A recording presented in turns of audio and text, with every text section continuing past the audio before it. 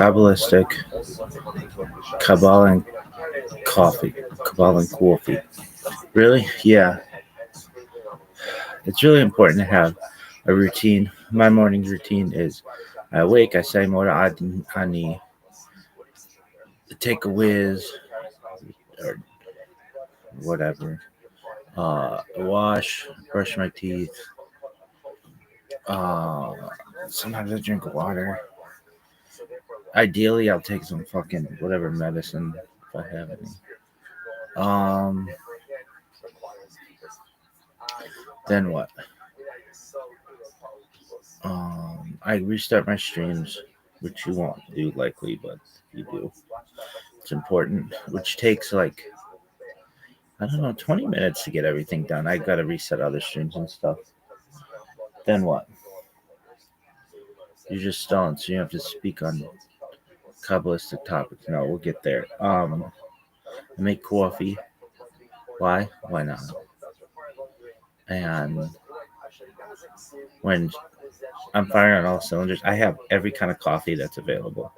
And I put it in a big fucking thing. I take a random one and drink it. Really? Yep. I love coffee and chocolate. Then what? Once all my streams are good, then I daven. Just a quick version. Then what? Then I do this? Alright, here we go. What about baby batter? Calm down, girls. What about milking yourself? Allegedly. Who knows? Alright. So we've got to go to the Chabad website and learn all kinds of shit that no one says. No one says. If anybody ever fucking says this shit to me, I'm gonna yell at them. Really? Fuck you. Like what? Like all this shit sucks.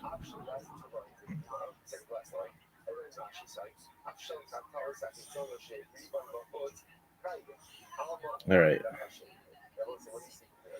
So what does al machai mean? It means like something that's so nice that it means giver of life. It could like bring you back from the dead. No one better ever use that for me, unless it's after sex. Some bitch, some rapper's like, oh, machai. Like, fuck yeah, bitch, high five. All right. What about halavai? Halavai means if only, or I wish. What about Yiddish cop mean? It means Jewish head. What does yenta mean? Yenta's a fucking gabbed bitch. It's kind of a fetish of mine. Really? Yeah. What does yenta mean? We have long resisted writing a Yiddish definition for the word yenta, in large part because its history as a word is not very long. For most of its lifespan, yenta has been a Yiddish female name, derived from yentel, which comes from the French word genteel gentle. In common American Jewish culture, heavily influenced by the Yiddish theater and media of the 20th century, it has come to refer to a talkative and nosy woman and/or one who engages in matchmaking. Yenta's loquacious, overbearing, and nosy personality is apparently a credit to Yent Element, a fictional character who was born on the pages of New York's Yiddish papers and soon spawned an eponymous Yiddish musical production in the 20th century. The matchmaker part came several decades later, mirroring the character named Yenta in Fiddler on the Roof, who is both a matchmaker and somewhat overly involved in others' business. Yenta. Do you like yentas? Yeah, I like hot chanis too. That's my thing. Really? Yeah, no, that's my fetish. Anyway, really? Yeah, what else? Bimbo, what do you want me to do about it, kids? Anyway, it's just natural. Alright. This shit sucks. I look at him like I've been doing this 3 minutes and we didn't even talk about. Fuck. Dog. Worst shit ever. Alright.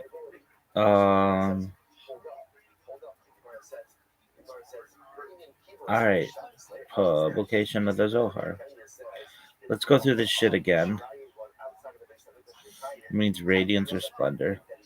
The Zohar, Hebrew, Romanized, Zihar, lit, splendor or radiance, is a foundational work of Kabbalistic literature. It is a group of books including commentary on the mystical aspects of the Torah and scriptural interpretations as well as material on mysticism, mythical cosmogony, and mystical psychology. The Zohar contains discussions of the nature of God, the origin and structure of the universe, the nature of souls, redemption, the relationship of ego to darkness and true self to the light of God. The Zohar was first publicized by Moses Dilan, c. 1240-1305 CE, who claimed it was a Tanaitic work recording the teachings of Simeon ben Yachai, c. 100 CE. This claim is universally rejected by modern scholars, most of whom believe Dilan, also an infamous forger of geonic material, wrote the book himself between 1280 and 1286. Some scholars argue that the Zohar is the work of multiple medieval authors and or contains a small amount of genuinely antique novel material. Later additions to the Zohar, including Tikkun HaZohar and Re'eh Medina, were composed by a 14th century imitator. Language. Zoharic Aramaic. Well, let's go to this one. Tikkun.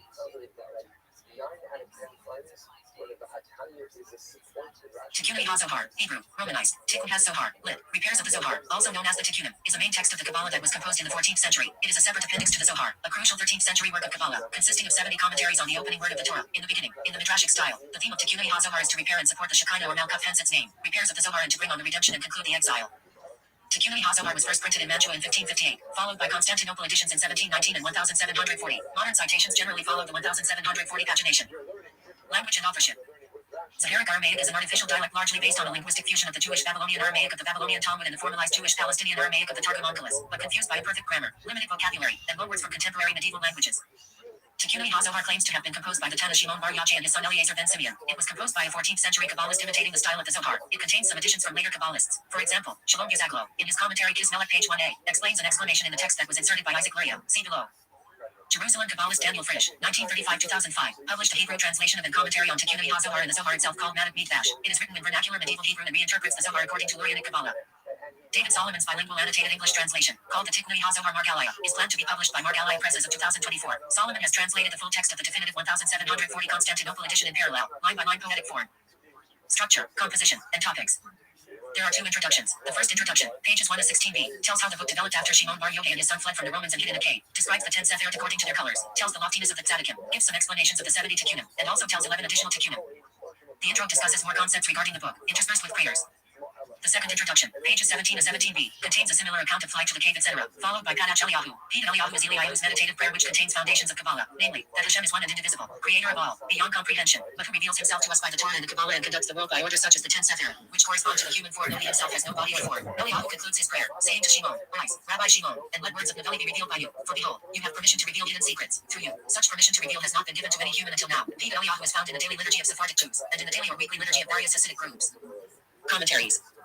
There are several explanations and commentaries on Tikkun HaZohar. The more noted ones include, or Yakar by Moses ben Jacob Cordovero, Kismelech by Shalom Yuzaglo, or Yisrael by Yisrael Hobstein, Be'uri Hagra on Tikkun HaZohar, Vilna, Jewish year 5627, Kandit Tzavi by Tzavi Hirsch of Sidichah, Bir Yitzchak by Yitzchak Isaac of Palatz, Bir Lechimua by Tzavi Hirsch Shapir of Monkachtinah, Kegudah Yarab by Kol Faguj, Nitzatzavi Zohar by Rav Reuven Margalia, Medik Medash by David Meir Frisch, and the Sulam by Yehuda Ashlai. Customs and influences.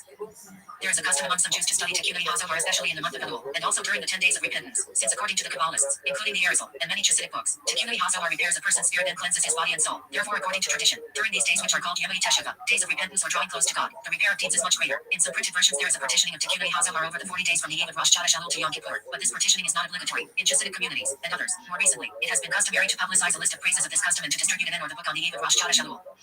One particular influence of Tikkun HaZohar is that Tikkun number 21 is referenced in Lekutei Moharan 2 number 8 and other works of Nachman of Breslov in discussing the song that will be awakened in the future at the time of the ultimate redemption and end of the exile. The simple, double, triple and quadruple song, YYKYKWYKWK, K has been substituted for H to guard the sanctity of the tetragrammaton. Israel Davadisar and non-Natchez have understood the name in the song Non-Nach Nachu Nachman, Miduman, as an aspect of this song.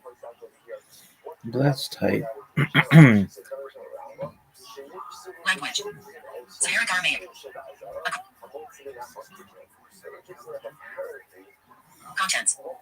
The Zohar, Hebrew, Romanized, Zihar, Lit, Splendor or Radiance, is a foundational work of Kabbalistic literature. It is a group of books including commentary on the mystical aspects of the Torah and scriptural interpretations as well as material on mysticism, mythical cosmogony, and mystical psychology. The Zohar contains discussions of the nature of God, the origin and structure of the universe, the nature of souls, redemption, the relationship of ego to darkness and true self to the light of God.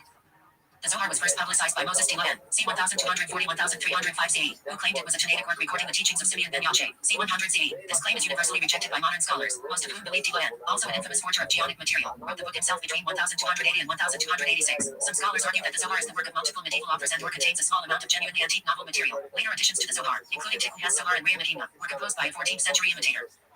Language. Saharic Aramaic. According to Gershom Scholem and other modern scholars, Saharic Aramaic is an artificial dialect largely based on a linguistic fusion of the Babylonian Talmud and Targum Onkelos, but confused by Dilan's simple and imperfect grammar, his limited vocabulary, and his reliance on loanwords, including from contemporaneous medieval languages. The author further confused his text with occasional strings of Aramaic seeming gibberish, in order to give the impression of obscure knowledge. Saharic Hebrew. The original text of the Zohar, as cited by various early Kabbalists beginning around the 14th century, e.g. Isaac B. Samuel of Acre David, B. Judah the Pious Israel, Alniqua Alfonso, D. Zamora was, partly in Hebrew and partly in Aramaic. By the time of the first edition, 1558, the text was entirely in Aramaic, with the exception of the Midrash HaNelim, where Hebrew words and phrases are often employed as in the Babylonian Talmud. The Hebrew of the Midrash HaNelim is similar in its overall form to the language of the early Midrashim, but its specific vocabulary, idioms, and stylistic characteristics bear the imprint of medieval Hebrew, and its Midrashic manner is clearly that of a later imitation. Authorship. Initial view. Authorship of the Zohar was questioned from the outset, due to the claim that it was discovered by one person and referred to historical events of the post-Talmudic period while purporting to be from an earlier date. Abraham Zacuto's 1504 work Sefer Yuvazin, first printed 1566, quotes from the Kabbalist Isaac ben Samuel of Acres 13th century memoir Divrei Yemen, Lost, which claims that the widow and daughter of Delilah revealed that he had written it himself and only ascribed the authorship to Simeon ben Yache for personal profit. And went to Spain to investigate how it happened in his time that the book of the Zohar was found, which Simeon ben Yache and his son Elazar had made in the cave, and some say that forged it among his forgeries, but said that the Palestinian Aramaic sections were genuinely written by Simeon ben Yache, and wrote. Isaac goes on to say that he obtained mixed evidence of Zohar's authenticity from other Spanish Kabbalists, but the fragment ends abruptly, mid-sentence, without any conclusion. Though Isaac is willing to quote it in his Atzar HaJayim and his Nerdinium, he does so rarely. Isaac's testimony was censored from the second edition, 1580, and remained absent from all editions thereafter until its restoration nearly 300 years later in the 1857 edition. In 1243, a different Jew had reportedly found a different ancient mystical book in a cave near Toledo, which may have been De Leon's inspiration. Within 50 years of its appearance in Spain, it was quoted by Kabbalists, including the Italian mystical writer Menachem Recanati and Tadros ben Joseph Abulafia. However, Joseph ben Wakar harshly attacked the Zohar, which he considered inauthentic, and some Jewish communities, such as the Jordan from Yemen, Andalusian, Western Sephardic or Spanish and Portuguese Jews, and some Italian communities, never accepted it as authentic. Other early Kabbalists, such as David B. Judah the Pious, FLC 1300, Abraham B. Isaac of Granada, FLC 1300, and David B. Amram of Aden, FLC 1350, so readily imitated pseudepigraphy by ascribing contemporary statements to Zoharic sages that it is obvious they understood its nature. The manuscripts of the Zohar are from the 14th-16th centuries. Late Middle Ages. By the 15th century, the Zohar's authority in the Iberian Jewish community was such that Joseph Ibn Shem Tov drew arguments from it in his attacks against Maimonides, and even representatives of non-mystical Jewish thought began to assert its sacredness and invoke its authority in the decision of some ritual questions. In Jacobs and Broid's view, they were attracted by its glorification of man, its doctrine of immortality, and its ethical principles, which they saw as more in keeping with the spirit of Talmudic Judaism than are those taught by the philosophers, and which was held in contrast to the view of Maimonides and his followers, who regarded man as a fragment of the universe whose immortality is dependent upon the degree of development of his active intellect. The Zohar instead declared man to be the Lord of creation, whose immortality is solely dependent upon his morality. Conversely, Elia Dalmatigo, c. 1458 c. 1493, in his Vienna Haddad, endeavored to show that the Zohar could not be attributed to Simeon ben Yache by a number of arguments. He claims that if it were his work, the Zohar would have been mentioned by the Talmud, as has been the case with other works of the Talmudic period. He claims that had ben Yache known by divine revelation the hidden meaning of the precepts, his decisions on Jewish law from the Talmudic period would have been adopted by the Talmud, that it would not contain the names of rabbis who lived at a later period than that of ben Yache. He claims that if the Kabbalah were a revealed doctrine, there would have been no divergence of opinion among the Kabbalists concerning the mystic interpretation of the precepts. Believers in the authenticity of the Zohar countered that the lack of references to the work in Jewish literature was because ben Yache did not commit his teachings to writing but transmitted them orally to his disciples over generations until, finally, the doctrines were embodied in the Zohar. They found it unsurprising that ben Yache should have foretold future happenings or made references to historical events of the post-Talmudic period. By the late 16th century, the Zohar was present in 1/10 of all private Jewish libraries in Mantua. The authenticity of the Zohar was accepted by such 16th century Jewish luminaries as Joseph Caro, d. 1575, and Solomon Luria, d. 1574, who wrote nonetheless that Jewish law does not follow the Zohar when it is contradicted by the Babylonian Talmud. Luria writes that the Zohar cannot even override a minhag. Moses Isserles, d. 1572, writes that he heard that the author of the Zohar is ben Yache. Elijah Levita, d. 1559, did not believe in its antiquity, nor did Joseph Scaliger, d. 1609, or Louis Capel, d. 1658, or Johannes Drusius, d. 1616, David ibn Abi Zimra, d. 1573, held that one can follow the Zohar only when it does not conflict with any other source, and records that you asked me about scribes modifying Torah scrolls to accord with the Zohar, and I was shocked, for how can they consider the Zohar better than the Talmud Bavli, which has come down to us? So I went myself to the house of the scribe, and I found 3 scrolls which he had edited, and I fixed them, and I restored the Torah to its proper glory. Enlightenment period. Debate continued over the generations. Talmudigo's arguments were echoed by Leon of Modena, d. 1648, in his Ari Nahum, by Jean Warren, d. 1659, and by Jacob Emden, d. 1776. Emden, who may have been familiar with Modena through Warren's arguments, devoted a book to the criticism of the Zohar, called Mikvah Seferim, in an effort against the remaining adherents of the Sabbatean movement, in which Sabbatei Zevi, a Jewish apostate, cited messianic prophecies from the Zohar as proof of his legitimacy. Emden argued that the book on which Zevi based his doctrines was a forgery, arguing that the Zohar. Saul Berlin, d. 1794, argued that the presence of an introduction in the Zohar, and known to the Talmudic literary genre, itself indicates a medieval date. In the Ashkenazi community of Eastern Europe, religious authorities including Elijah of Vilna, d. 1797, and Shir Zalman of Leili, d. 1812 believed in the authenticity of the Zohar, while Ezekiel Landau, d. 1793, in his Sefer Tamashi Had Slash, argued that the Zohar is to be considered unreliable as it was made public many hundreds of years after ben Yache's death and lacks an unbroken tradition of authenticity, among other reasons. Isaac Sadanow accepted Emden's arguments and referred to the Zohar as a forgery, also offering new evidence. By 1813, Samuel David Lazado had concluded that these books are utter forgeries, in part because they repeatedly discuss the Hebrew cantillation marks, which were not invented until the 9th century. In 1817, Lazado published these arguments, and in 1825 he penned a fuller treatise, giving many reasons why the Zohar could not be ancient. However, he did not publish this until 1852, when he felt it justified by the rise of Hasidism. Moses Landau, d. 1852, Ezekiel's grandson, published the same conclusion in 1822. Isaac Haber, d. 1852, admits the vast majority of content comes from the 13th century but argues that there was a genuine core. Solomon Judah Loeb Rappaport, d. 1867, spoke against the Zohar's antiquity. Eliakim HaMilzaji, d. 1854, accepted Emden's arguments. The influence of the Zohar in Yemen contributed to the formation of the Dorti movement, led by Yehia Kafi in the later part of the 19th century. Among its objects was the opposition of the influence of the Zohar, as presented in Kafi's Mildim of Hashem, Wars of the Lord, and Dad Elohim. Shlomo Zalman Geiger, d. 1878, in his book Divrei Kedilin on the liturgical practice of Frankfurt and Maine, records that we do not say Brit Shnei in Frankfurt, because its source is in the Zohar, and the sages of Frankfurt refused to accept Kabbalah. Modern religious views. In 1892, Adolf Neubauer called on the Orthodox rabbinate to reject the Zohar as a forgery and to remove Zaharic prayers from the liturgy. However, Yechiel Michel Epstein, d. 1908, and Yisrael Meir Kagan, d. 1933, both believed in the authenticity of the Zohar, as did Menachem Mendel Kasher, d. 1983, Aryeh Kaplan, d. 1983, David Luria, d. 1855, and Chaim Kanievsky, d. 2022. The foremost halachic authority of the 20th century, Moshe Feinstein, stated unequivocally that the Zohar and Tikkunim are words of the Ten Name. Aryeh Carmel, d. 2006, did not, and Eliyahu Tesler, d. 1953, accepted the possibility that it was composed in the 13th century. Gedalia Nagel, d. 2004, was unsure if the Zohar were genuine but was sure that it is acceptable to believe that it is not. Avadia Yosef, d. 2013, held that Orthodox Jews should accept the Zohar's antiquity and practice based on medieval precedent, but agreed that rejecting it is rational and religiously valid. Joseph Hertz, d. 1946, called the claim of Ben Yachi's authorship untenable, citing Gershom Skollem's evidence. Samuel Belkin, d. 1976, argued that the mystical Midrash section, specifically, predated Dila and Joseph B. Soloveitchik, d. 1993, apparently dismissed the Zohar's antiquity. Moses Gaster, d. 1939, wrote that the claim of Ben Yachi's authorship was untenable but that Moses Dila had compiled earlier material. Meir Nazaz, d. 2025, accepts Eden's arguments. Yeshayahu Leibowitz wrote, 1990, that Moses Dila composed the Zohar in the 1270s as certainly as Theodore Herzl composed Der Judenstaat in the 1890s. The Zohar was influential because in every generation the idolatrous influence outpowers the true faith. Modern critical views. Early attempts included M. H. Landauer's Oral Ufijah the Rich Vermine and Dekung in Ansahan des Sahar, 1845, which fingered Abraham Abulafia as the author, and Samuel David Lazados, 1852. But the first systematic and critical academic proof for the authorship of Moses Dilan was given by Adolf Jelinek in his 1851 monograph Moses Ben Shem Tov Dilan Lutz and Verb Nisum Sahar. Jelinek's proofs, which combine previous analyses with Isaac of Acre's testimony and comparison of the Zohar to De Leon's Hebrew works, were accepted by every other major scholar in the field, including Heinrich Grades, History of the Jews, Volume 7, Moritz Steensmeter, Bernhard Beer, Leopold Sanz, and Christian David Ginsburg. Ginsburg summarized Jelinek's, Greats's, and other scholars' proofs for the English reading world in 1865, also introducing several novel proofs, including that the Zohar includes a translation of a poem by Solomon ibn David, and that it includes a mystical explanation of a mezuzah style only introduced in the 13th century. Adolf Neubauer and Samuel Rolls Driver were convinced by these arguments, but Edward Bobby Pusey held to a tenacious date. By 1913, the critical view had apparently lost some support. Israel Abrahams recalls that Sanz, like Greads, had little patience with the Zohar. At this date we are much more inclined to treat the Kabbalah with respect. Gershom Skolem, who was to found modern academic study of Kabbalah, began his career at the Hebrew University of Jerusalem in 1925 with a lecture in which he promised to refute Greads and Jelinek. However, after years of research, he came to conclusions similar to theirs by 1938, when he argued again that Dilan was the most likely author. Skolem noted the Zohar's frequent errors in Aramaic grammar, its suspicious traces of Arabic and Spanish words and sentence patterns, and its lack of knowledge of the land of Israel, among other proofs. Skolem's views are widely held as accurate among historians of Kabbalah, but they are not uncritically accepted. Scholars who continue to research the background of the Zohar include Yehuda Lees, who wrote his doctorate thesis for Skolem on the subject, Dictionary of the Vocabulary of the Zohar in 1976, and Daniel C. Matt, a student of Skolem's who has published a critical edition of the Zohar. Influences. Academic studies of the Zohar show that many of its ideas are based in the Talmud, various works of Midrash, and earlier Jewish mystical works. Skolem writes. At the same time, Skolem says, the author invented a number of fictitious works that the Zohar supposedly quotes, e.g., the Sifrati Adam, the Sifrati Hanok, the Sifrati Shalamo Malka, the Sifrati Rav Hamnun Asava, the Sifrati Rav Yevasava, the Sifrati Agadita, the Razadi Razin, and many others. The Zohar also draws from the Bible commentaries written by medieval rabbis, including Rashi, Abraham ibn Ezra, David Kimbi, and even authorities as late as Nachmanides and Maimonides, and earlier mystical texts such as the Sefer Yetzirah and the Badr and the medieval writings of the Hasidic Ashkenaz.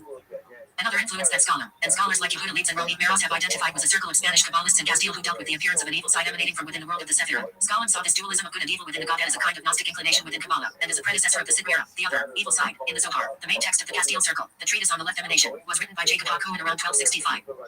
Contents. Printings, editions, and indexing.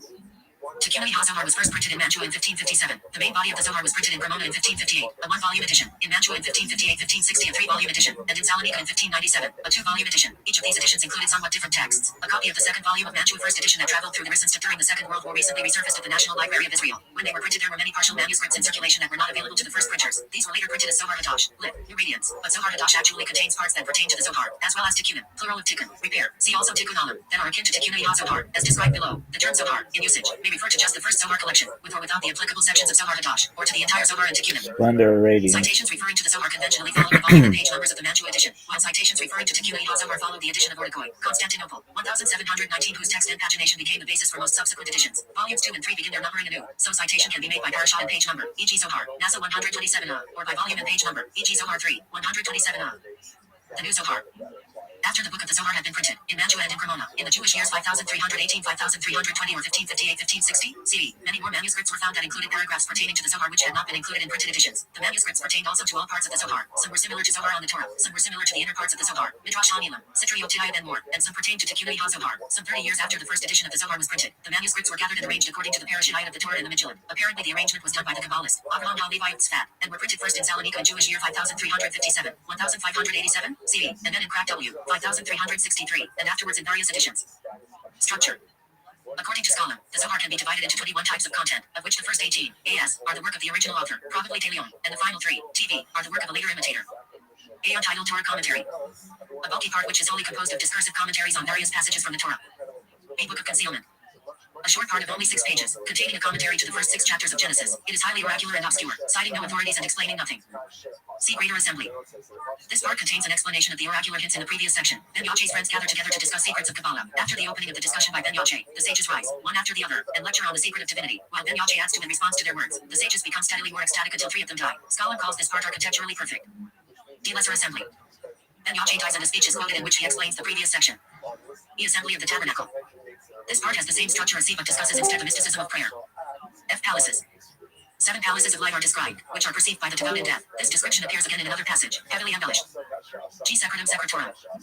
An anonymous discourse on physiognomy and a discourse on chiromancy by Ben Yache. H. Old Man. An elaborate narrative about a speech by an old Kabbalist. I. Child. A story of a prodigy and his Kabbalistic speech. K. Head of the Academy. A part is narrative in which a head of the... Physiognomy. Assessing a person's character or personality from their outer appearance, especially their face.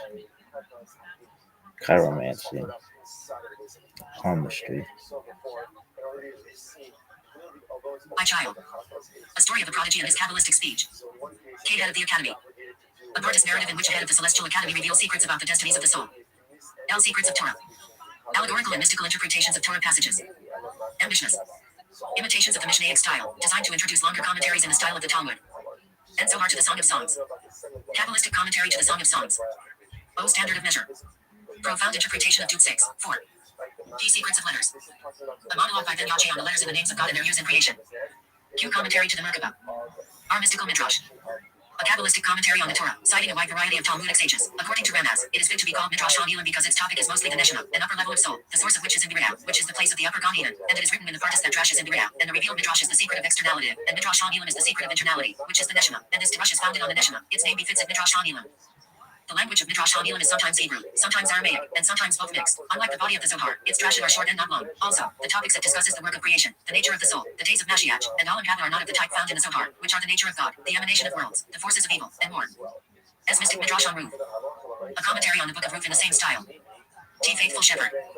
By far the largest book included in the Zohar, this is a Kabbalistic commentary on Moses' teachings revealed to Ben Yache and his friends. Moshe Cordovero said, know that this book, which is called Rai Medina, which Ben Yache made with the Tzaddikim who are in Gan Eden, was a repair of the Shekinah, and an aid and support for it in the exile. For there is no aid or support for the Shekinah besides the secrets of the Torah, and everything that he says here of the secrets and the concepts, it is all with the intention of unifying the Shekinah and aiding it during the exile.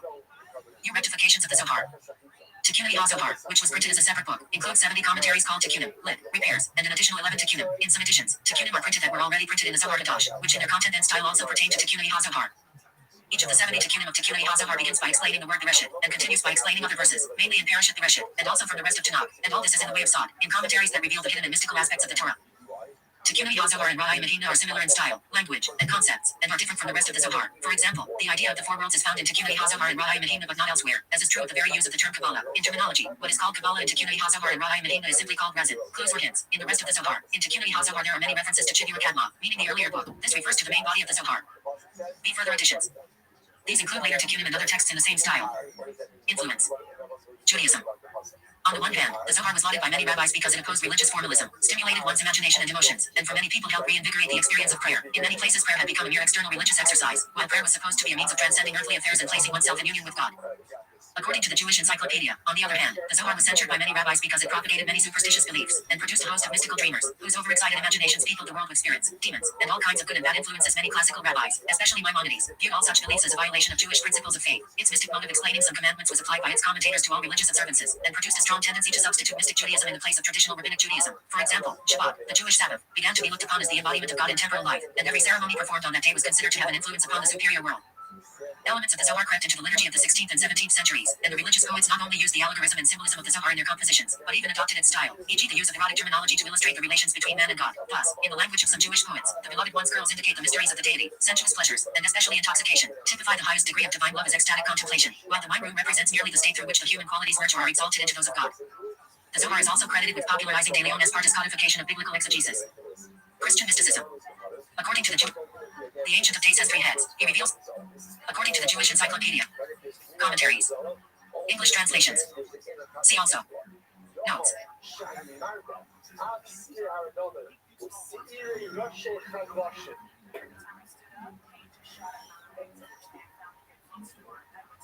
Right? And by the way, not on first day Rosh Chodesh, which is technically last day of Tishrei, first day of Rosh Chodesh Tishrei. So I'm saying, just want to shake just very quickly, just very good. You understand? Just like Moses Dilan, c. 1240-1305, known in Hebrew as Moshe ben Shem was a Spanish rabbi and Kabbalist who first publicized the Zohar. Modern scholars believe the Zohar is his own work, despite his claim to have copied it out of an ancient manuscript by Shimon ben Yache. His other works include Sefer Harmon, written in Hebrew, and hundreds of pseudepigraphic responsa, commentaries, and Kabbalistic tracts which he falsely attributed to earlier authorities. Life. Moses Dilan was born in Leon, Kingdom of Leon in modern-day Spain, then united with the crown of Castile. He might have been born in Guadalajara and his surname, then, comes from his father, Shem Tov Dilan. He spent 30 years in Guadalajara and Valladolid before moving to Vila, where he spent the rest of his life. Moses Dilan died in Ardalo in 1305 while returning to his home. Purchase. Moses Dilan was the first to advance the Kabbalistic theory of biblical exegesis, as a Jewish adaptation of the fourfold method of biblical exegesis from medieval Christianity. The term, sometimes also rendered Purchase, means orchard when taken literally, but is used in this context as a Hebrew acronym form from the initials of the following four approaches. References. Resources. That's it.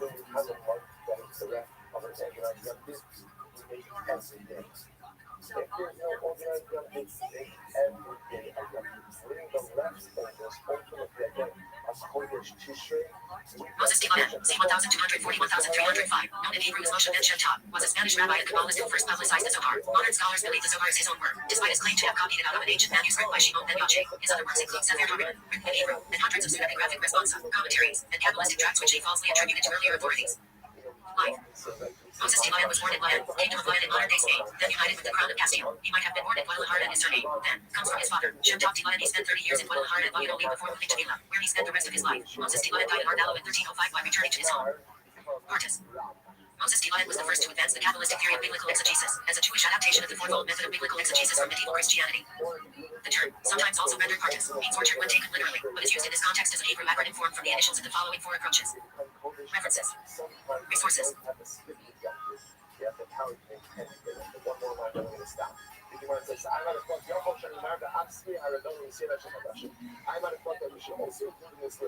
Ultimately, again, because right, the sin offerings of Rosh Chodesh and however, for the pasuk says no. What is no?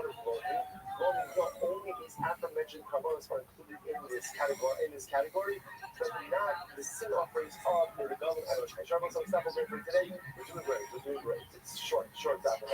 Let's catch up tomorrow. It's Hashem. Shkaya everyone. A good function. Show all the open hands, Hashem. So Ram Hashem.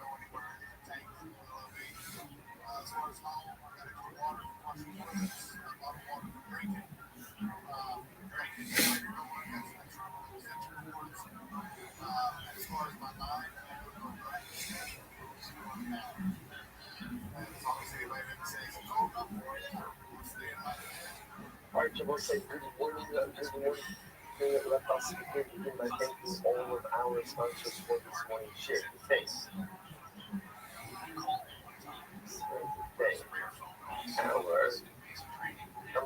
So the month of Tishrei, last day, Tishrei Yom the celebration of completion of Savior seeking and the souls of those all the bodies. So, Harry Smith, Harry Smith, the source of the entire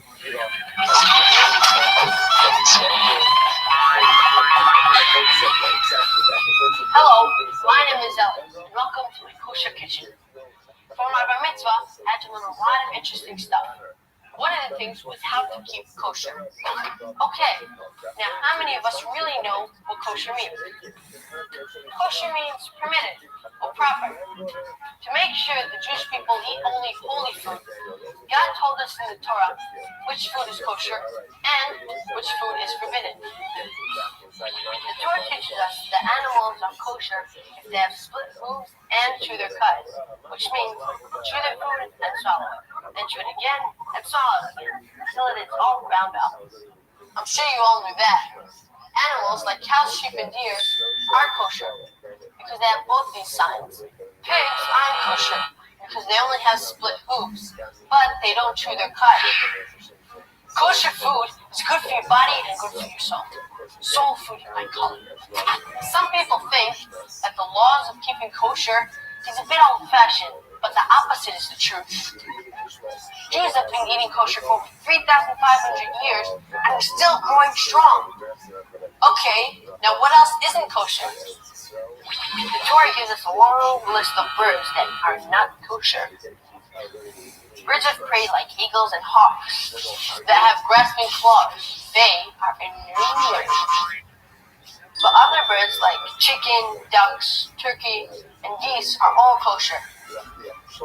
When it comes to fish, all fish that have both scales and fins are kosher. The sharks aren't kosher because they only have fins, but they don't have scales. But the main reason why we don't eat certain things is because that God told us not to. It's as simple as that. Crawling sea fishes like lobsters, shrimps, and crabs are no-nos too. So are eels and squids. Sorry, all you lobster lovers. To be kosher, you need to slaughter the animals in a special painless way called shchita. Not everybody can do this. Only a special trained rabbi called a shochet examines the animal to make sure it is healthy. The best kind of kosher meat is called glatt kosher. This means the animal's lungs are carefully inspected to make sure they are perfectly healthy and smooth.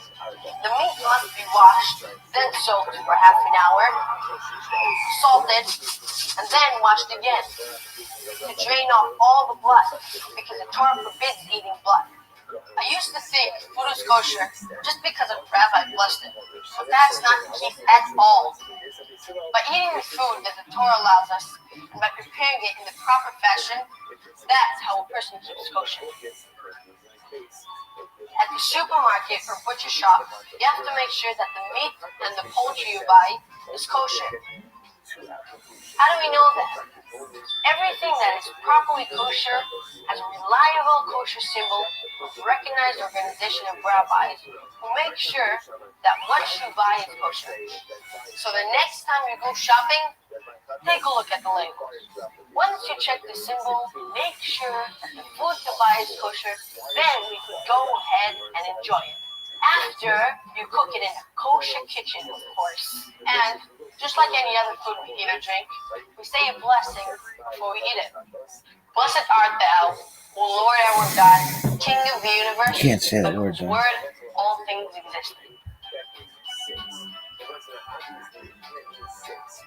Join me soon in Allie's Kosher Kitchen for my cooking show and find out more about what kosher is all about. See ya! Listen, kid, I could shit all over you right now, but that was pretty cool. I'm not gonna, I'm fucking sick as fuck, dude. I gotta take a dump, though, like a grade A dump. If you could rank my dumps right now, allegedly, because who knows, I could just be making this up for all this. This bitch, oh man, I'm not even gonna wait, dog. Just time out. Watch this asshole.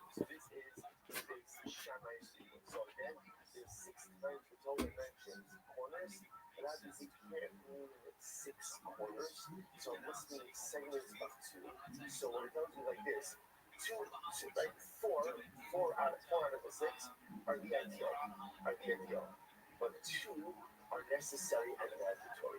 That gives me the minimum ultimately again that I require two blood applications, stein out of two which are four, in order to affect the atonement of the carbon catalyst. Incredible. I want to be very civil. Chronos. I will say that over again. We've seen this many times throughout the class, and we just do not forget that normally the way it's titled or the way that it's mentioned is Yish in the Mikra or Yish in the Masoras. You can start minus the ultimately again to how the word is read or to how a word is made. It's interestingly enough, so they still will say, at the end of the day, it says Chronos. The way it's written is Chronos. It's not like the same thing. Except the way that it's written, the first two Chronos are written Maser, without a vav, and the last Chronos is written ultimately again with a vav. So because the Yisrael is looking at the way that it's written, don't look at it like this. The Chronos that's written Maser is looked at as one. So essentially, Chronos number one, that's one. Chronos number two, that's two. And then the Chronos that is written, the same way that it's written complete with the vav that represents two. So you have a total of 4. Therefore, the only learn from that. Shalosh Mitzvah V'Havas La'achim. That teaches me that I really, right? I really ultimately again. But again, everyone will agree that I did graph 4. But 3 is all I have to do. And ultimately, all you need is 1 in order to affect the total. The reason the final of my book is Shana and Yisrael, and it all comes down to how you guys should chronos. So once again, Shana's position, you need a minimum of 2 sprinklings for the compost or for the compost to work. Like you should have 1. Yisrael, you need a minimum of 1. Okay? First, 1 second is incredible activity. Once again, you have Google when it's stopped. So first, 1 second. Maybe not Nicholas telling you, but it's hiding that some things are mandatory. When I say mandatory, I should say it's hiding that some of them are indispensable, and some of them are just frivolous. So I should at least make this is something that if you didn't do is the covering the slow run. So why don't you just say, why don't you just say all the sprinklings are mitzvah, but if you didn't do any of the sprinklings, ultimately again it covers no effective. Why don't you just say that? So this is a incredible statement. It's actually one of the answers. Kapara the breed, lo ashbechon. You can't find kapara with nothing. With nothing. The he means with nothing. Now Rashi understands with nothing what he means. There's no without blood application. There's no such thing as kapara without blood application. But I will say the thing that has a profundity of that statement is quite amazing. Where it says you can't find kapara. Atonement is not found without work. Atonement is not found with nothing. So the thing that it causes to atone ultimately again without sprinkling means a fundamental misunderstanding of the notion of atonement. Atonement is always going to require some effort. Tshuva always requires effort. Change requires effort. So he thinks that some type of change of status is just going to occur without any additional effort, although he says, there's no such thing like that. He might say the other possibility is, I need base it up, base it up, I remember again. Base it up, I don't know, that's all you need is one bad application. He might say, well, anytime you base it up, honey the flower, honey the sodas. Listen to this, like I was saying, I'm going to base it up. There's a benefit to how it's read. And remember again, how is it read? It's read chronos, gives you a total of 6. And the Hanimasaurus, and also how it helps how it's read. How is it read? Chronos without above, chronos without above, chronos with above. Chronos without above is 1, chronos without above is 1, chronos with above is 2, which gives you 4. So the other possibility is they still utilize both of these mechanisms. Now watch this. A Hanimikra, with that Liyakaba. Ultimately, again, the pasuk, the way that the pasuk ultimately again is read is helpful in order to go ahead and add on a sprinkling. Sorry, that's how it's read. A honey drop is a fully powder. So how it's read ultimately is helpful with adding on a sprinkling. The honey masoras.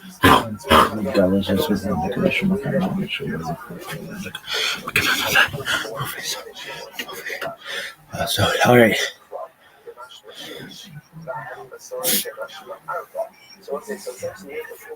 So I guess we just debate shit now. Which frankly is my favorite part of this. I'm really gonna get into these Chabad videos, so I'm gonna watch every fucking one of them, and I'm gonna critique them, and I'm gonna shit on them if they're not right. Really?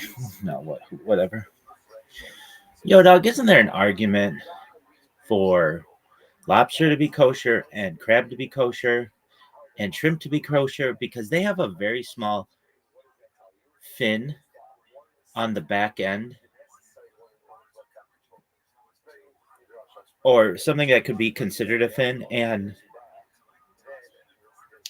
their exoskeleton could be considered scales. I think there's an argument to be made here. Give me the argument. What's the argument?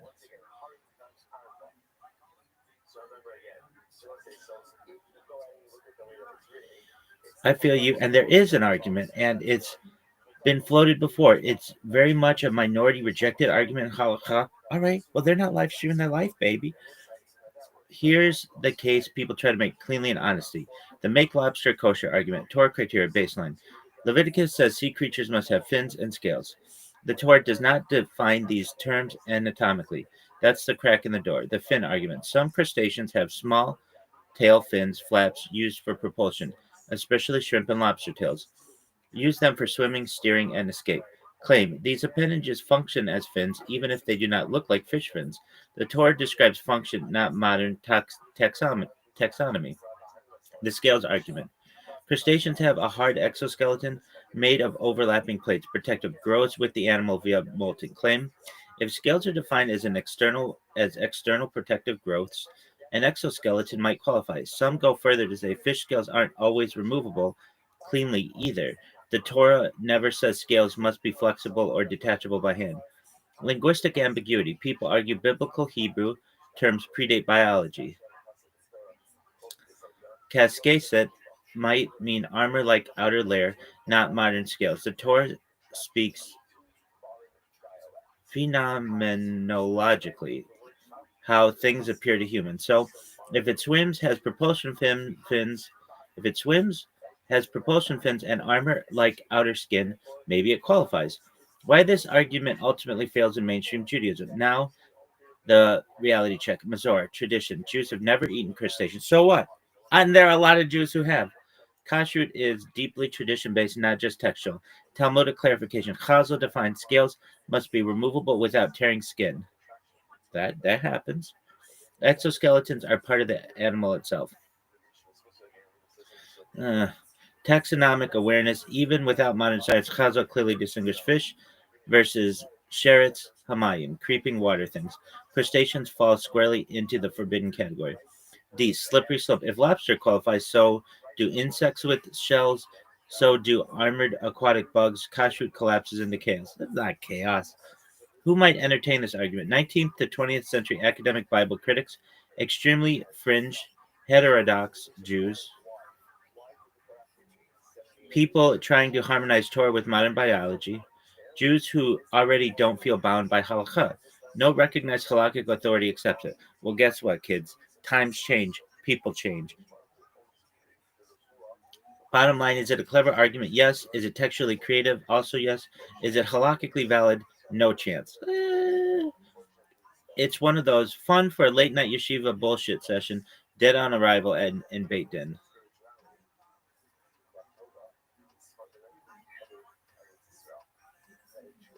Yeah, steelman this bitch even harder. Say less. Let's steelman this thing to the absolute breaking point. Like, if I had to defend this in a mock Beit Din with straight face levels, I'm not endorsing it, just making it as strong as humanly possible. The nuclear steelman. Why lobster might be kosher. The Torah gives only 2 signs, and that's it. The Torah deliberately avoids species lists for fish and instead gives samanim.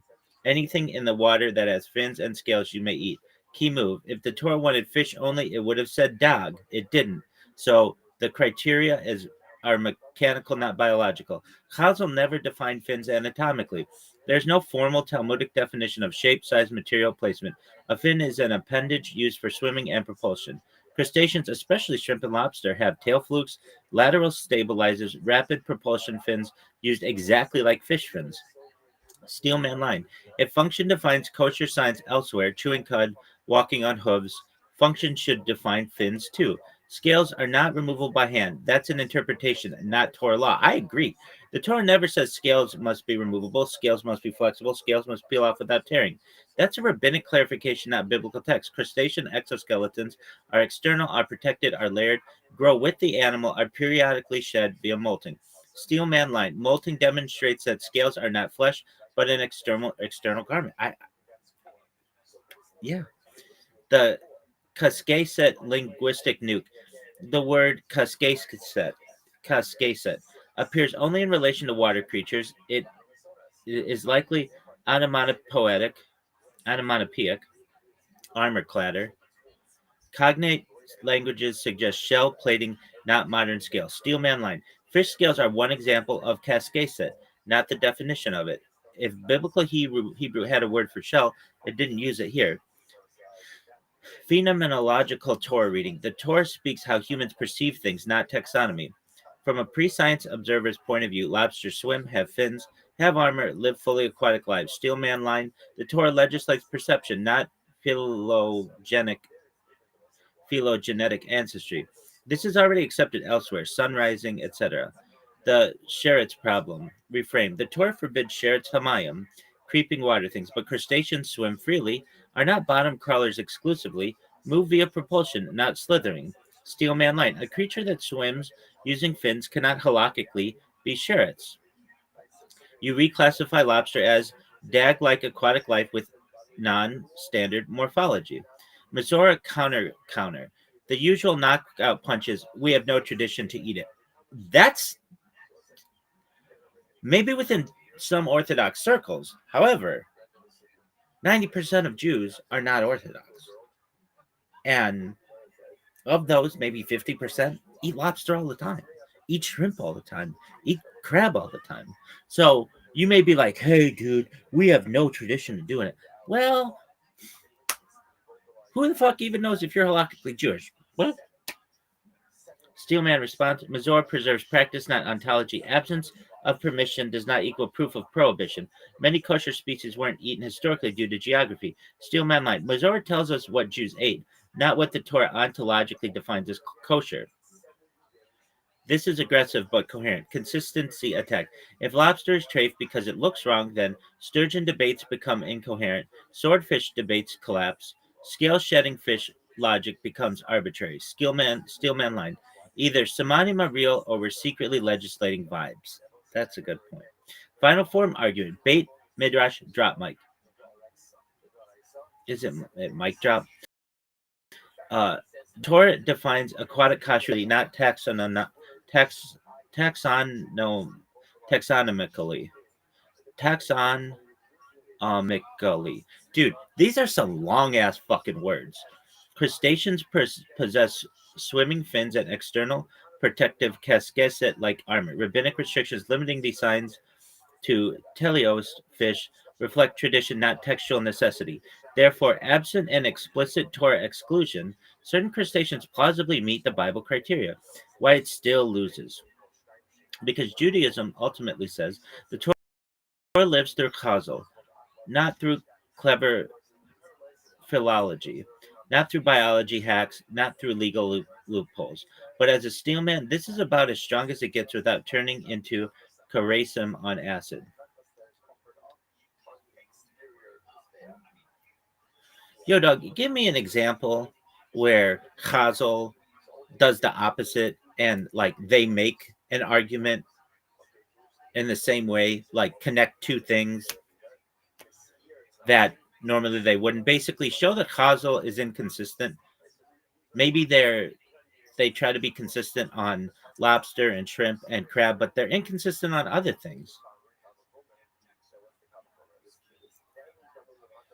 Got you. You're asking for. You already do this. Don't pretend you don't. Example: we have places where Chazal connect things that don't naturally go together, or apply Samanim categories in ways that just look creative as lobster move. Not to knock halacha, but to show it's pretending to be modern bio. It's not pretending to be modern biology consistent either.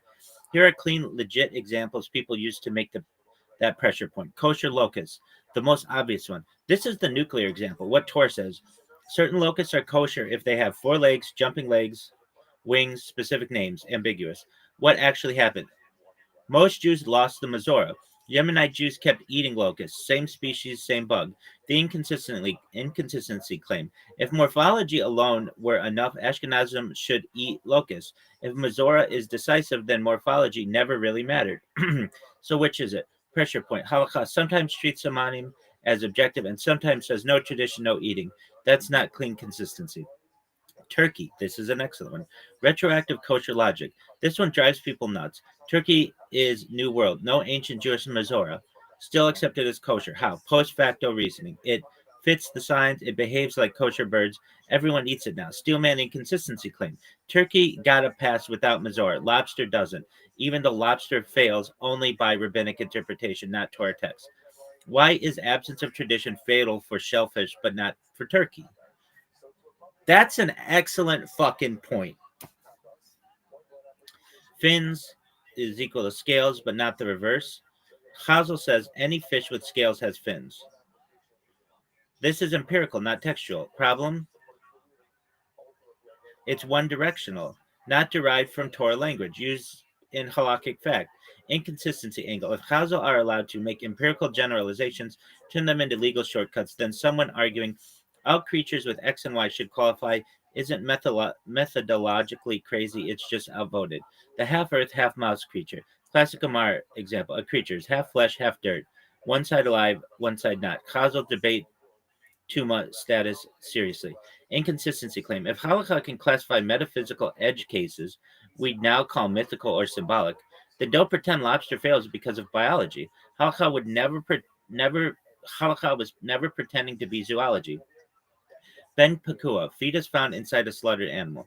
A fetus found inside a kosher slaughtered cow is kosher without its own shchita, even if it walks around later. This violates every common sense category. Inconsistency angle. Halakha routinely prioritizes legal definition over intuitive anatomy. So saying exoskeleton can't be scales because vibes is not a legal argument. It's intuition masquerading as law. Honey is kosher, but bees are not. This one is famous. Honey comes from bees. Bees are treif. Honey is kosher. Why? It's not part of the bee's body. Lobster counter. Crustaceans shed their shells. That's closer to honey logic than people admit. The real answer why Chazal aren't actually inconsistent. Here's the honest ending, and this is important. Chazal are not trying to be philosophically or scientifically consistent. They're trying to be text faithful, tradition preserving, communally stable. So halakha will tolerate weirdness inside the system, but not innovation that destabilizes the food boundary. Shellfish is a boundary marker, not a biology question. Bottom line, Steelman conclusion. You can legitimately say halakha regularly uses legal fictions, empirical assumptions, and Mazor-based exceptions. Rejecting lobster is not about logic failure. It's about tradition preservation. Preserving its purely textual consistency is dishonest. That's a strong, fair critique, not a pick or suit. Okay. Cool story. Now, what about pigs? They have split hooves. They don't traditionally chew their cud. However, is there any argument that they do chew their cud? And if not, or if so, couldn't we genetically modify or somehow like breed a type of pig that does chew its cud? I think this is possible. Give me a Steelman argument that it's possible, because I think it's possible. If we can turn dogs from wolves, I'm sure we could make a pig that just throws up a little and then re-chews it.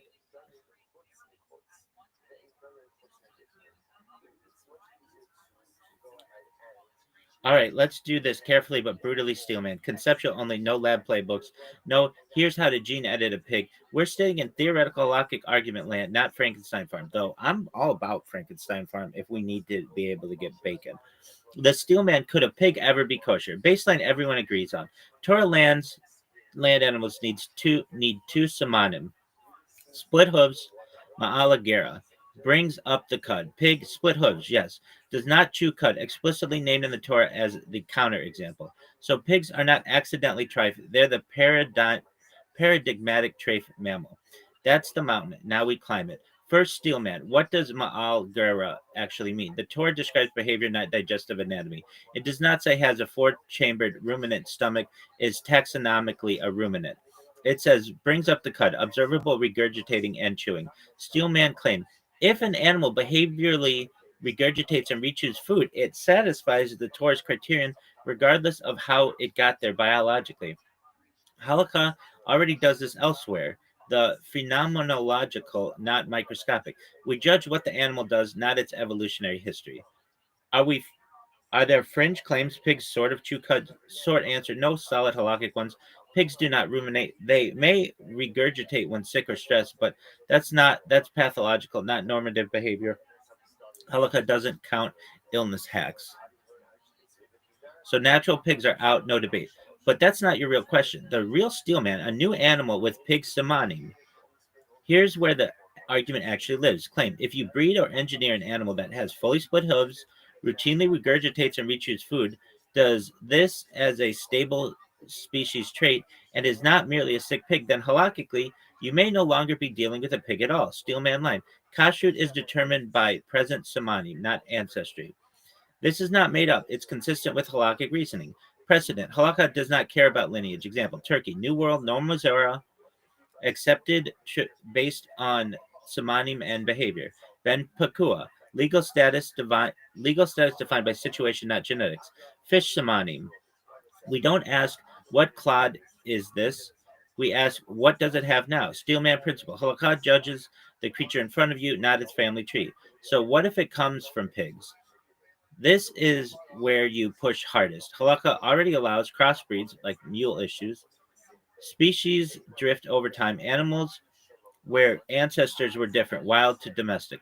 If after many generations the animal consistently chews cud, has split hooves, and no longer matches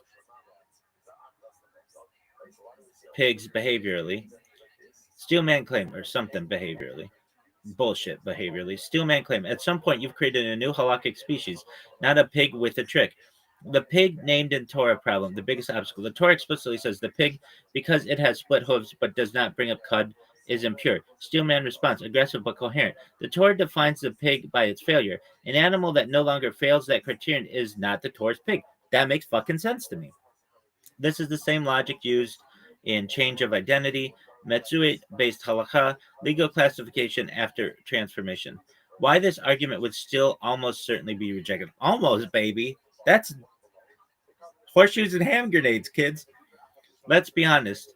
Everything, if everyone, even if everything above is tight, symbolic status. Pig is a boundary marker in Judaism, not just an animal, a category. But this is a new thing. This is a fucking super pig. Mizora, zero tradition for permitting pig-like animals, way stronger taboo than shellfish. Merit Ayin, even kosher theoretical pig would blow up communal practice. I don't give a fuck about communal practice. We're already all over the fucking place with this shit. People leaving on Fridays, other people jerking themselves off in public, whatever the fuck. I mean, it's a shanda. Slippery slope. If a pig can be redeemed, nothing is stable anymore. That's what I'm getting at. Bottom line, Steelman conclusion. Here's the strongest possible formulation. If an animal with split hooves reliably regurgitates and rechews food as a stable species trait, halakhic logic would recognize it as kosher regardless of ancestry. However, because the pig functions as a symbolic and legal archetype of non-kosher status, rabbinic authority would likely refuse recognition even if the samanim were satisfied. Not this one, baby. Translation, logically possible, textually defensible, halakhically dead on arrival. We're revivifying this motherfucker. One-liner bait midrash mic drop. The pig isn't trafe because of biology, it's trafe because Judaism needed a line in the sand.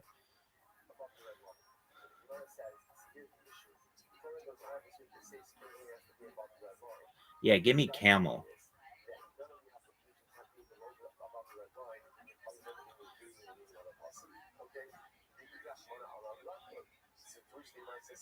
Oh, yeah. Camel is actually a better test case than pig. Pig is symbolically TNT. Camel is quietly devastating if you steelman it, right? Let's go. The steelman. Why camel is a real halakhic problem. Baseline Torah says land animal needs split hooves, malaya gara. Choose cud. Camel. The hooves are not fully split. Oh, that's an easy one. Explicitly choose cub. Named by Torah as non-kosher. So camel is the mirror image of pig. First note, camels do chew cud, really. This is not disputed. Camels regurgitate food, rechew it, do it habitually, are functionally ruminants, even if anatomically pseudo-ruminants. Steelman point. The Torah validates observable behavior, not stomach diagrams. So camel 100% satisfies ma'ala gera. What does split hooves actually mean? The Torah says, Sheshua shesa, fully split. Camel's feet have 2 toes with a cleft covered by a pad, not a hard hoof capsule. Steelman claimed the camel fails not because it lacks division, but because the form of the hoof is different. Now here's the move, the key ambiguity. Is the pad disqualifying or incidental? The Torah never says must be keratin, must be hard, must look like a cow's hoof. It says split. From a phenomenological point of view, 2 toes, clear division, weight borne across them. Steelman line. The camel's hoof is split in substance that covers in flesh, cosmetic difference, not a functional one. If chewing cud is judged by behavior, why isn't hoof splitting judged the same way? Flip the pig argument back on Chazal. With pig, they say behavior matters, doesn't chew cud. With camel, they say form matters, hoof isn't right. Inconsistency attacks. Either semanim are behavioral or morphological. You can't swap standards mid-species. That's a real philosophical pressure point. Now the real steel man. What if camels were bred with harder hooves? Purely theoretical, know how to. If you had a camel-like animal that chews cud, already true, has fully hardened, clearly split hooves, walks like a kosher ungulate, steelman claim. At that point, the animal satisfies both Torah and Samani. So what's stopping it? The Torah names species problem, same as pig but weaker. The Torah says the camel, because it chews cud but does not have split hooves, is impure. Steelman responds, the Torah defines the camel by its deficiency. Remove the deficiency and you no longer have the Torah's camel. That's absolutely fucking correct. The argument is stronger for camel than pig because camel isn't a cultural taboo. Camel milk, meat were used by Jews historically, not halakhically, but familiarly. No symbolic revulsion like pig. Historical awkwardness, camel milk, fun discomfort. Camel milk was used medicinally in Jewish lands. Some poskim debate secondary benefit rules. Shows camel was never treated as metaphysically disgusting. Steelman angle. Camel's trafe status is legal, not moral. That matters. Why camel is the best steelman case compared to pig. It Pigs don't chew cud, camel does. Hoof division, yes. Camel's borderline. Symbolic taboo, pig is huge. Camel is minimal. Cultural revulsion in pig is high. Camel is low. Halakhic embarrassment is medium in pig, and camel is high. Camel is almost kosher, and that's dangerous. Why halakha shuts it down? Same ending, but more honest. Simanim are not modular. You don't mix and match creativity. Mizora blocks innovation. Species named in Torah are frozen categories. Sure, the pig of the Bible and the camel of the Bible, sure, but the chef of the future. All right, species named in Torah are frozen. Legal stability, philosophically consistent. But with camel, the rejection is policy based, not logically based. Final steelman like job. The camel exposures the kashrut is not a neutral checklist, but guarded taxonomy. The Torah gives simanim, but Chazal decide when similarity becomes identity. The camel isn't trafe because it fails; it's trafe because it's too close. What? That's the uncomfortable truth. If you want, uh,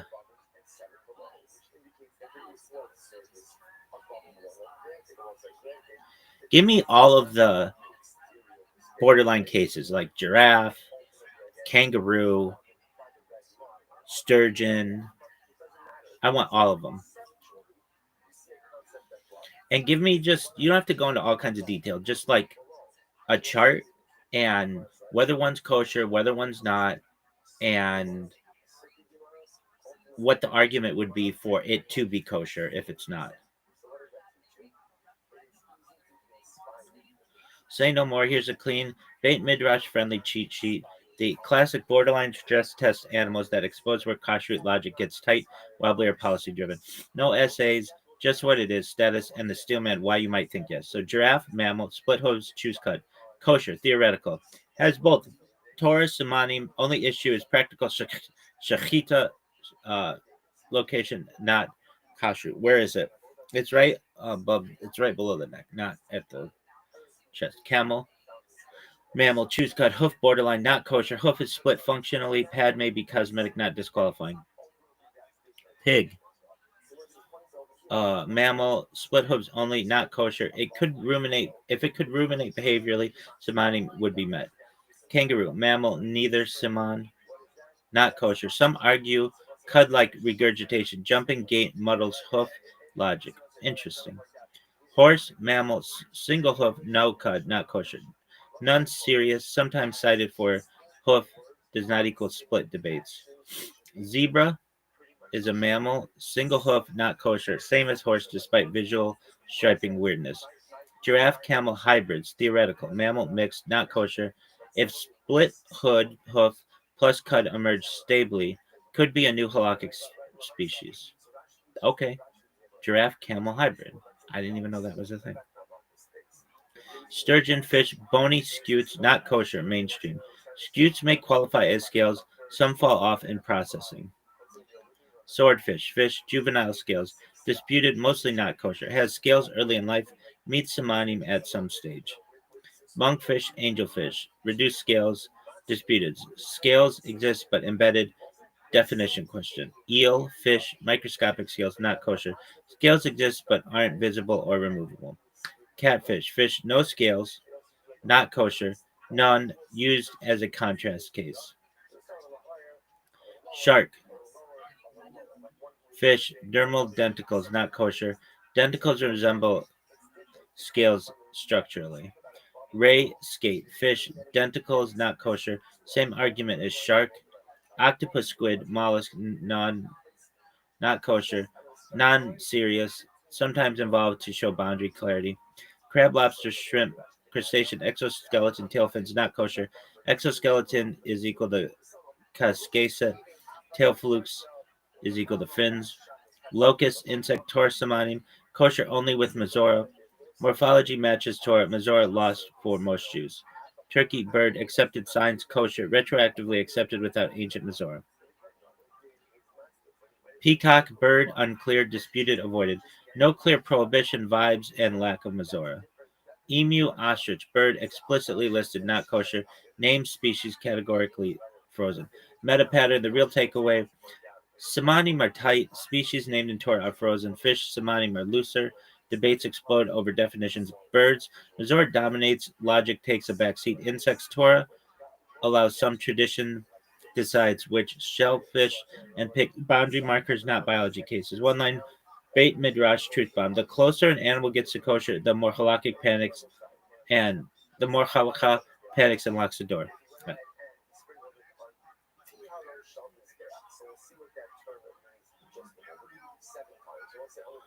Give me the single weirdest case nobody talks about, and then also tell me about catfish. Why? Give me a steel man for catfish.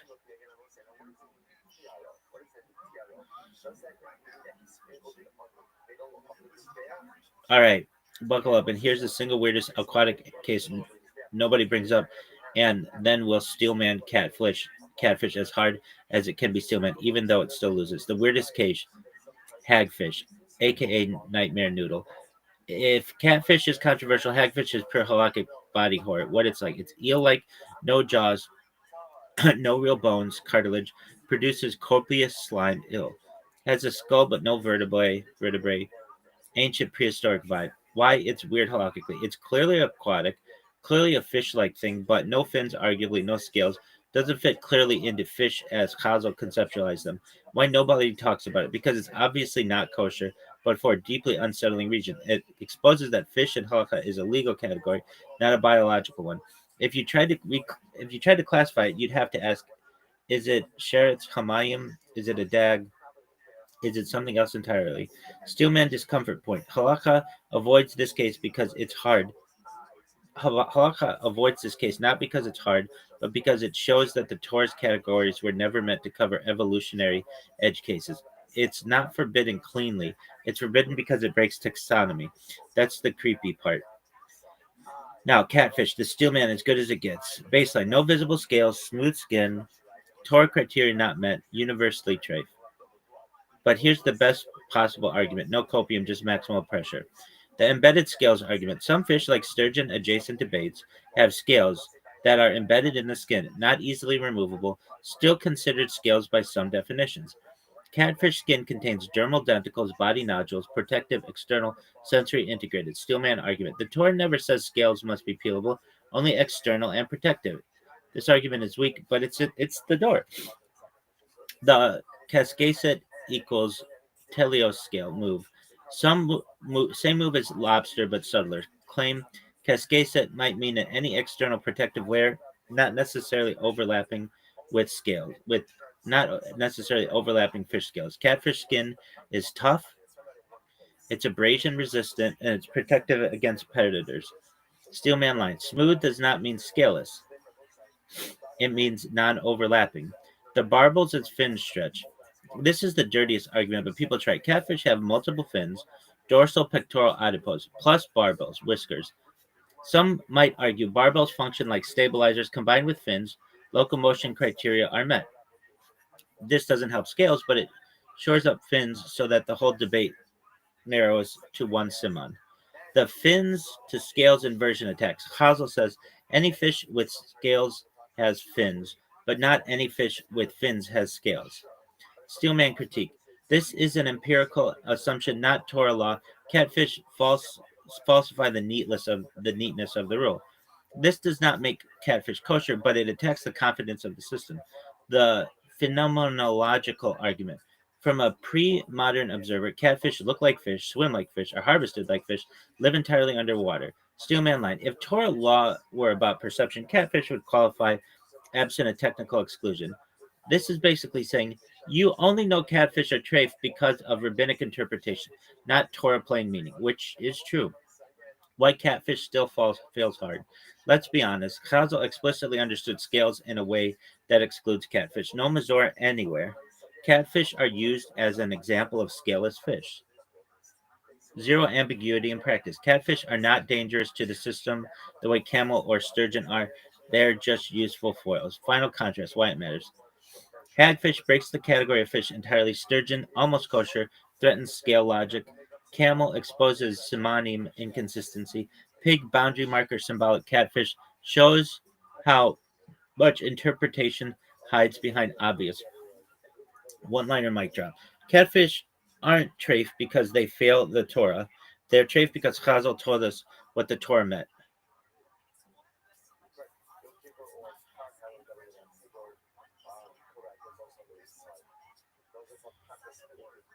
Yeah, give me a list of the number one and then give me number three.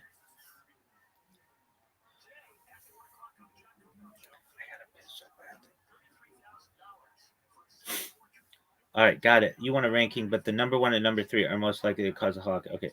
One, sturgeon, the most dangerous animal to kashrut logic. Why? Why it's number one? Has bony shoots that look exactly like scales. Shoots are external protective, sometimes removable. Ancient Jews may actually have eaten it. Major poskim fought over it in 19th and 20th century. Why it's a crisis. If sturgeon scales are scales, the entire fish samani system loosens. This isn't hypothetical. Some rabbis did permit it. It was eaten in parts of Europe. It forces halakha to admit scales is partly a policy decision, not just anatomy. Why it got shut down. Mazora wasn't stronger. No, that's not what I meant. Okay, we'll be back. Oh, man, I got to take it. Salvation of completing Seeking Seeking, Personas Lobos and Israel. Amazing person in this course covers for the entire our learning sponsors, even Mark Taylor, in memory of Mark's body. Tila Ryder, Tehila Shava Bas, Ruben I Hakoli Zimor Rafa. So we can purchase the Shama having Aliyah and the family is Yachama. Week of Yom is sponsored by Zevi Daniel. Marhaba to the Zevi. We're back for a couple of days. Excited to be back in person for a few days to learn with our holy Chevra. There is no Chevra like our SOTC Chevra. And belated honor of David Schwartz's remarkable Siyam Torah. Beautiful, which was incredible. And also should add in here his remarkable coffee making skills. Let's not it seems like a shtickleburst tonight. Like, Mazel Tov is a beautiful accomplishment, and Meretz Hashem many more. And of course, we'll say we dedicate our learning in the source of the two precious soldiers who were killed yesterday in attack in Gaza, Adriana Kula, 26 years old, Staff Sergeant Tayavitz, 20 years old.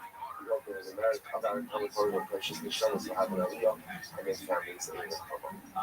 Close with that, let us begin. Mazel Tov upon reaching the new Torah. We're very exciting. We have a beautiful daf out of us today. So today's daf is on Zayt 37. We are picking up the Meretz Hashem at the Mishnah on Lamed Vav on the days 36b, and let's go. Beishamai says, so we learned a very interesting signal here. Kol HaNitnin al Yisrael HaKisam Shanasu B'Matana Achos. Okay, so we'll take some interesting carbonic information over here, which again, this is second step. Don't remember that was the second chart. We got a lot of points. The information you need is not necessarily arranged in a very linear fashion, but it goes all over the place. So there's Hashem we'll see when we get especially like days a couple other company like that, we'll be able to fill in like a lot of what we'll call it Kabbalic information 101. But we'll keep it now while we're as well. Take a look at that for just a moment before we go on back. So the Shammai says, before we even get to the Shammai, let's look at the first Rashi. The Shammai opened, Matana Achas, Srika Achas Kikar, Achas Sheruban Tunin Shtei Matanos Shen Arba. That was in general. Most karbanos, Rashi points out over there, most karbanos require what we call Shtei Matanos Shen Arba, or Matana Achas Shtai. What is that?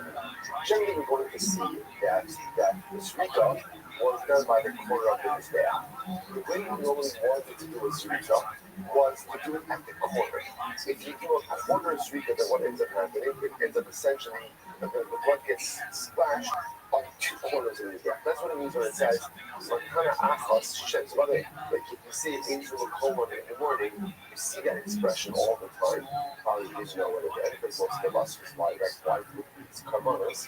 Like, now you understand. Matana Achos Shishtayin means again a Srika. So one act that ultimately again ends our set. Just hug everyone now. Let's get it out of the way. Have a line up, whether he's a hug. The love is like beautiful. Right? A little distracting. Anyway, so I'm just kidding. I'm just saying. Achos is never distracting. Achos is never distracting at all. So Achos means again one sprinkle, but it goes on two corners. So as the Mishnah is pointing out this in general, most karbanos require what we call shtei zvidos, shtei matanos, she'u arba, which means most karbanos require two zvidos, right? The two that become four, right? Because again, you're doing two of them on two different corners, which essentially become splashing up. I think splattering. Is there a better word? Splattering. Sprinkling, yeah, good. Sprinkling of blood, so on two corners, which essentially comes on four sides. Okay, so that's Kabbalic information 101. Most karbanos require what we call, remember this phrase, shtei matanos, which means two sprinklings, she'in arba, which essentially becomes four sprinklings because on each corner it goes on two sides. Beautiful. Now, what does the Shammai tell me to say? So, I think in general, so the Shammai says that B'diavad, essentially B'diavad, is halakha l'maisa. If halakha l'maisa, you went ahead and add. This is what we're looking. I'm just gonna.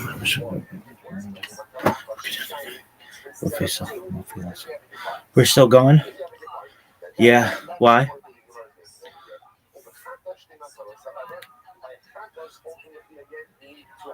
So the Shammai's premise is although generally karbanos need shtei matanos, she'in arba, two applications, two sprinklings, Rank animals and how likely they are to cause crises, and also go fully cursed with all animals, not just whales and dolphins. All right, full curse mode engaged. Here's the master ranking animals and quasi animals ordered by how likely they are to trigger real halakhic crises if conditions change: science, culture, text, scarcity, climate. This is not how trafe, but how destabilizing. Halakhic crisis. Ranking most to least. Sturgeon. Crisis type. Definition collapse. Why shoots look, act, and function like scales were historically eaten by some Jews. Already caused rabbinic wars. If sturgeon goes kosher, scales stops meaning anything tight. Swordfish. Crisis type.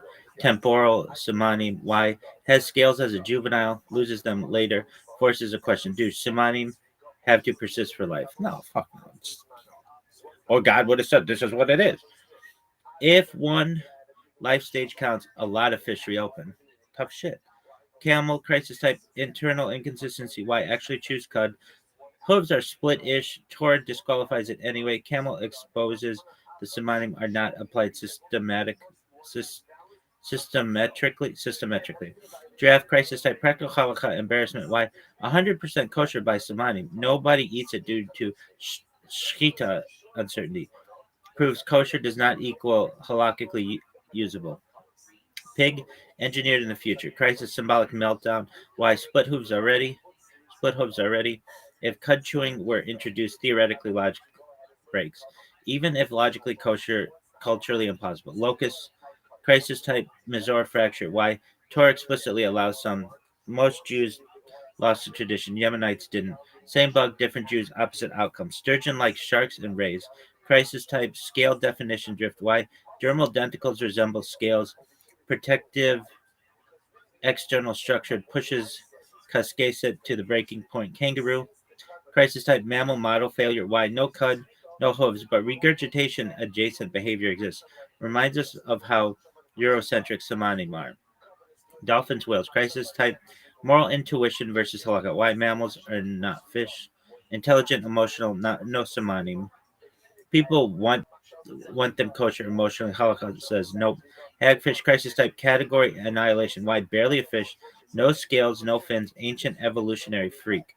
No forbidden, not forbidden cleanly. Forbidden because it breaks the map. Catfish, crisis type false obviousness. Why? Everyone knows it's strafe, but relies entirely on rabbinic scale definitions. Shows how much is interpretation, not Torah text. Eels, crisis type microscopic ambiguity. Why? Technically have scales, functionally invisible. Forces a question: how visible is visible enough? Octopus, squid, crisis type none. Honestly, why? No fins, no scales, no ambiguity. These are the controlled group. Insects, general crisis type, psychological revolt. Why? Technically, many would qualify. Practically, nobody wants this. Halakha protects people from themselves here. Amphibians, frogs, etc. Crisis type category clarity. Why? Neither land nor fish. Torah cleanly excludes. Boring but stable. Final meta truth. This is the key. The closer an animal gets to kosher, the more violently halakha shuts the door. I'm in agreement with that. Kashrut isn't about biology. It's about maintaining boundaries in a world that keeps blurring them.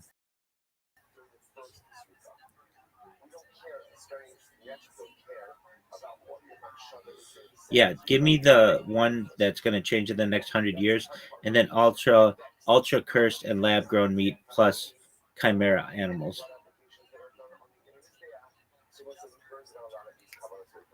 All right, this is the end game tier.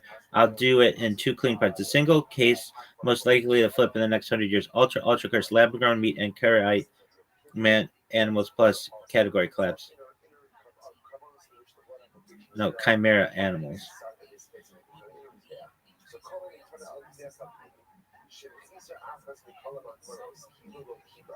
Okay, now this is another category.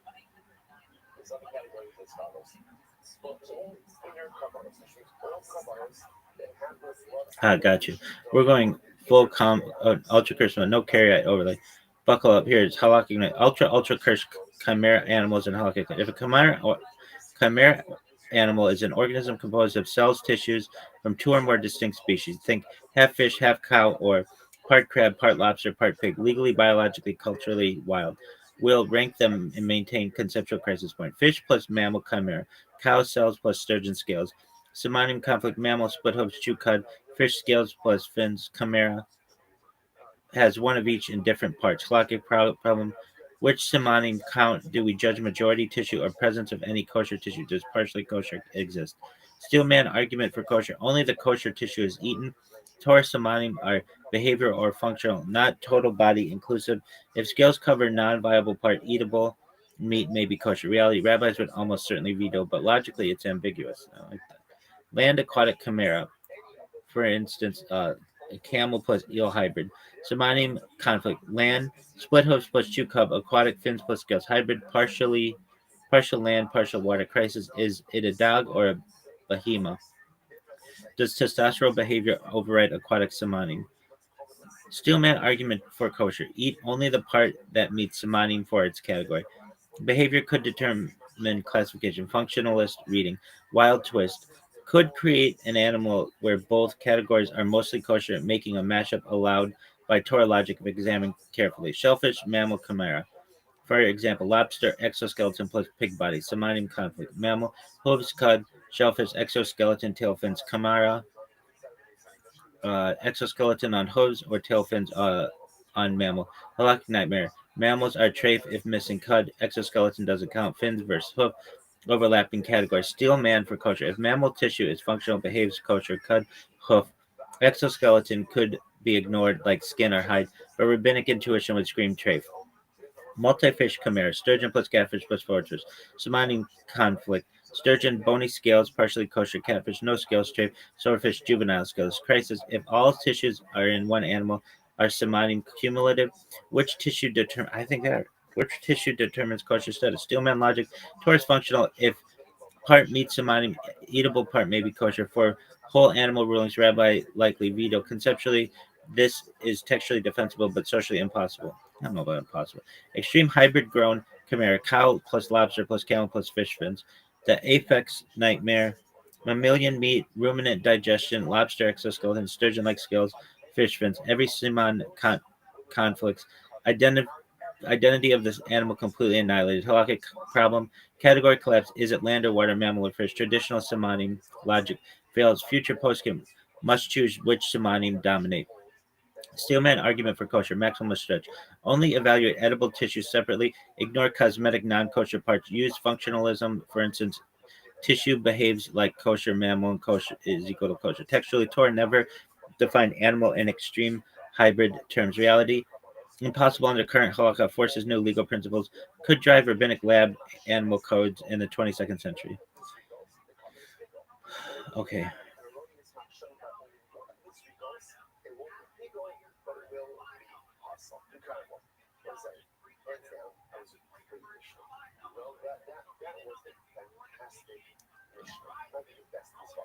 The one likes most likely to change in the next 100 years. Lab grown meat from kosher animals, not sturgeon, camel.